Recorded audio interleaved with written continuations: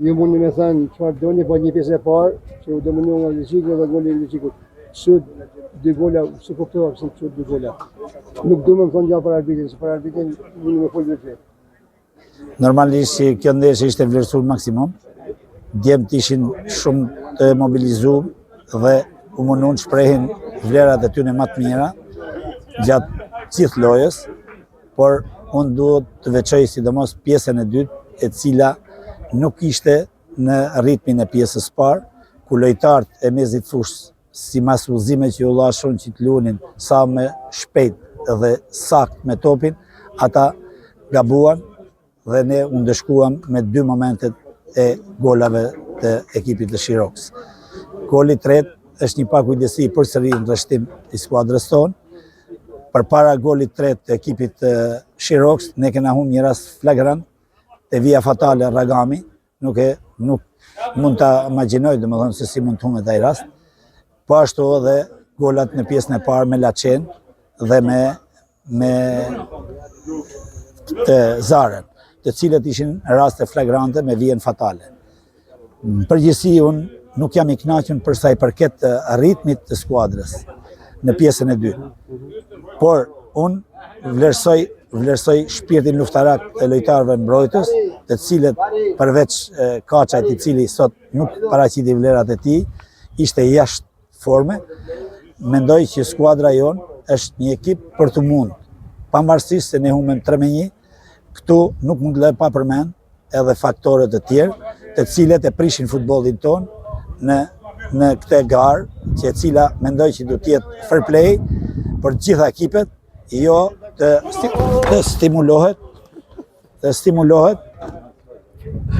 një skuadër, mos të stimulohet për mrapsht, ku arbitrat të ndikohen nga ndërhyrjet.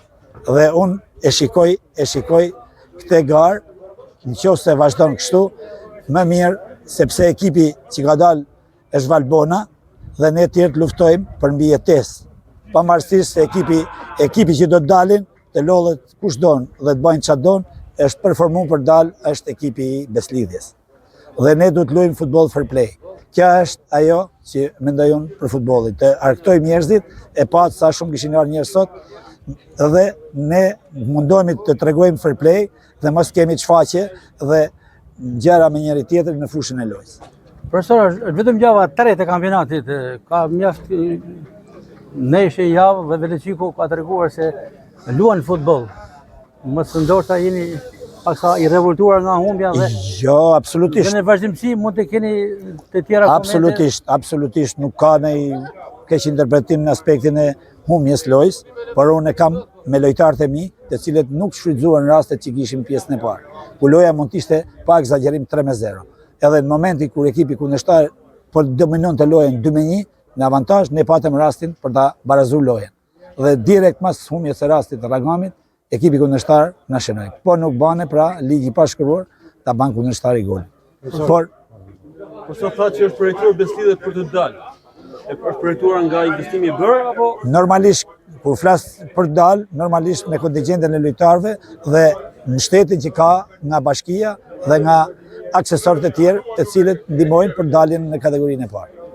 Me çfarë synimesh është Leçiku këtë sezon? Leçiku ju shikoni që përveç Banushit dhe Çokajt, të cilët janë lojtar plejadës ka hershme, pra janë edhe më të mirë në fushë, tregojnë domethënë potencialin e tyre.